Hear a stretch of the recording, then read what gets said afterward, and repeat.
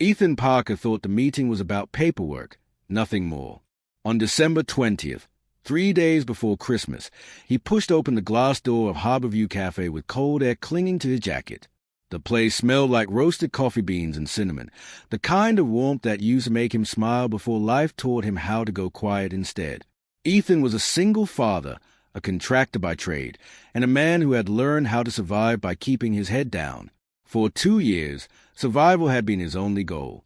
Wake up early, get his son Leo ready for school, work until his body ached, go home, repeat. If he stayed busy enough, the grief couldn't catch him. That morning had followed the same pattern as every other. His alarm went off at 5:30. Leo barely spoke while tying his shoes, still half asleep. Ethan dropped him at school, then drove straight to a remodel job on the north side of town. By 7 a.m., he was tearing out cabinets that hadn't been updated since the 90s, dust coating his hands like armor. Work helped. Work meant not thinking, and not thinking meant not feeling. Around noon, his phone buzzed. The name on the screen made him hesitate. Claire. Claire had been his late wife's best friend, the kind of person who checked in too often and cared too much. She'd been gently pushing him for months to start living again, words that always felt too big and too soon. He answered anyway. Hey, Ethan said, chewing on a sandwich that tasted like cardboard. Claire's voice was bright, almost rehearsed. Ethan, remember how Emily wanted to start a college fund? For kids who didn't have much. His chest tightened instantly. He remembered. They'd talked about it during Emily's last weeks, when hope was thin but promises still mattered. Yeah, he said quietly. I remember. Well, Claire continued, I found someone who wants to help. Potential donor. But she wants to meet you first. Just coffee. Ethan stared out his truck window, watching snow drift onto the windshield. Claire, it's Christmas week. I've got deadlines, Leo's school stuff. It's 1 hour, she interrupted gently, and Emily would want this. That did it. Fine, he said. When? Tonight. 7. Harborview Cafe. Her name's Lauren.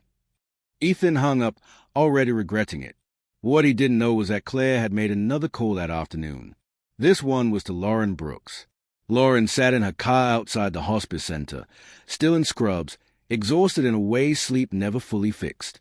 She was a nurse, and grief was something she carried for other people every day. When Claire explained why she wanted them to meet, Lauren froze. Emily Parker. She remembered her clearly. 6 weeks of late-night conversations, quiet bravery, and one very specific promise. I don't know if that's appropriate, Lauren said carefully. I was his wife's nurse. I know, Claire replied, but he's stuck, and you're the only one who can help him hear what he needs to hear. Lauren closed her eyes, feeling the weight of that promise press against her chest. Okay, she said finally. Just coffee. At 6:55 p.m., Ethan arrived early, scanning the cafe for someone who looked like a donor. He spotted a woman in scrubs sitting alone, and assumed that had to be her. Lauren, he asked, extending his hand. She looked up, recognition flickering across her face like a shock. Yes, she said softly. Please, sit.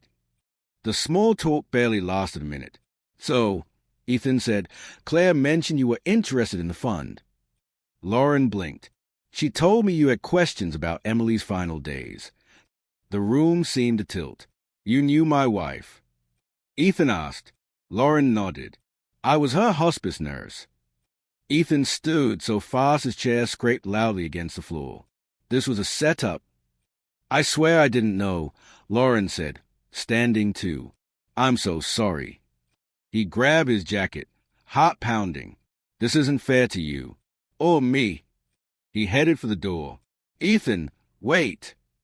Her voice stopped him cold. Emily asked me to find you. His hand froze on the door handle. What? She made me promise, Lauren said, voice trembling.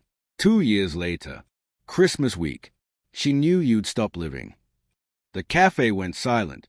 Slowly, Ethan turned around. Lauren pulled a worn envelope from her bag. His name was written on the front in handwriting he'd memorized over a lifetime. She asked me to give you this, Lauren said, and to tell you something out loud. Ethan sat down, legs unsteady, "'Tis already burning." She said. Lauren continued, "That loving her doesn't mean you stop living. That your son needs to see you happy, not just surviving. And that 2 years is long enough to hide." Ethan broke. He cried openly, shoulders shaking, surrounded by strangers who suddenly felt like witnesses to something sacred. Lauren reached across the table and held his hand, instinct taking over. "She knew you'd bury yourself in work," Lauren added gently. "She knew you'd forget Christmas." Ethan laughed through tears. "I haven't decorated since she died." "That's why she chose this week," Lauren said. "She wanted you to love it again." Lauren showed him a short video Emily had recorded days before she passed.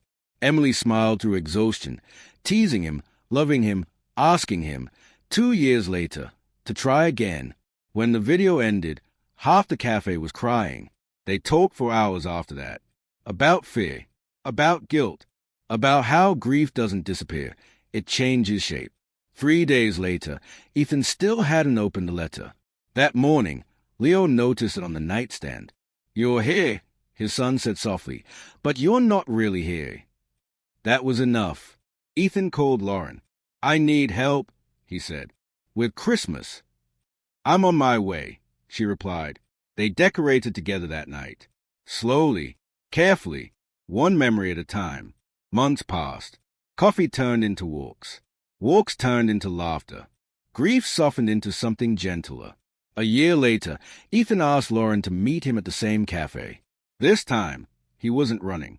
Because sometimes, the meeting you never wanted is the one that saves your life. Thank you for watching Classic Stories.